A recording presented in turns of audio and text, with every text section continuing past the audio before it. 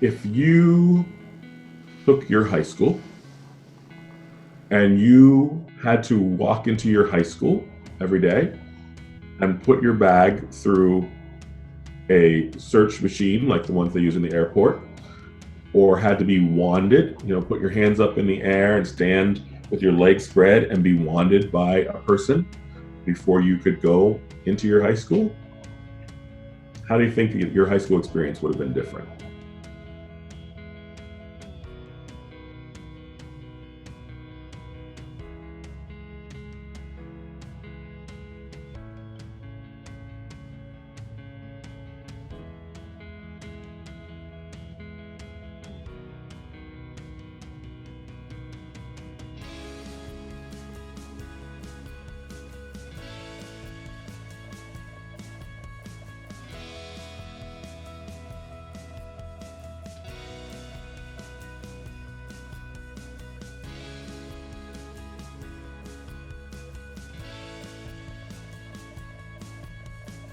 The question of, is an area over policed, in which at least my interpretation of that is that there are too many police around, or is it really, what is the relationship? Where is the trust or lack of trust? What is the rapport between the community and police? I think those are the bigger issues.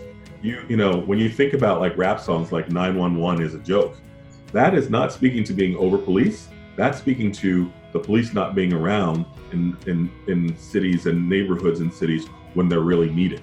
So that's actually saying we don't have enough police around. And then when you do get the police around, well, what are the attitudes? What are the comments? What are the biases, again, that come with those interactions?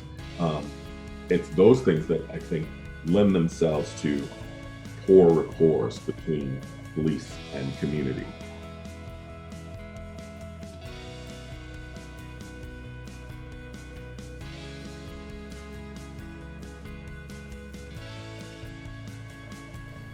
John Henderson is a graduate from Temple University, earning a bachelor's degree in criminal justice.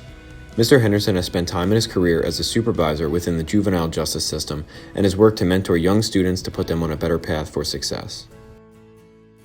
Being African American, with a population that was largely African American at that time, the students, we called them students, by the way, and or detainees, but the students that we had there, I think atmospherically representing certain things gave, and being able to have an interpersonal relationship with them gave pause to them about, hey, maybe there's something about this guy's path that I can mirror.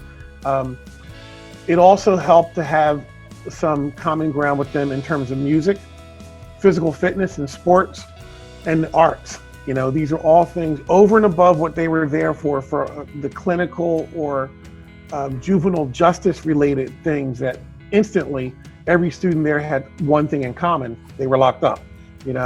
Every counselor had something in common with every student, in as much as we were there in charge of them while they were locked up. We need to work more on understanding the community, understanding hopes, fears, concerns, recognizing the history that police have had, recognizing the history that the police have had with specific families and those experiences. As far as policing goes, when there's families, and particularly we're talking about young people that don't have access to programs and activities and structured events with the right kind of supervision, and they're idle, and if they're miseducated or undereducated at that point, making them even more vulnerable to some of the decision-making problems they can run into based on poor decision-making. It makes it easier for the police to identify folks that are, for whatever reason or the other, disenfranchised from places that would keep them safe. When these youth become disenfranchised, they are targets for police, especially in over-policed communities.